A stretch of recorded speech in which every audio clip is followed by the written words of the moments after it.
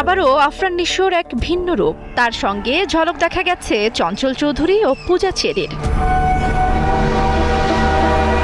টিজারের শুরুতেই জানানো হয় ছবিটি একটি সত্য ঘটনা অবলম্বনে নির্মিত।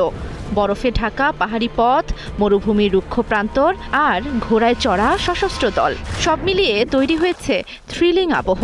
পাশাপাশি বন্দি দশা, উত্তাল পানিতে ঝাঁপ দেওয়া এবং ধ্বংসপ্রাপ্ত জনপদের দৃশ্য গল্পের রহস্যকে আরও ঘনীভূত করেছে। আমি শাহজাহান ইসলাম নূর, বাংলাদেশি মুসলমান, মনে রাখো। টিজারের শেষ দৃশ্যে জ্বলন্ত লোকালয়ের মাঝ দিয়ে হাঁটতে দেখা গেছে আফরান নিশোকে। সেখানে তার কণ্ঠে শোনা যায়, আমি শাহজাহান ইসলাম নূর, বাংলাদেশি মুসলমান, মনে রাখো।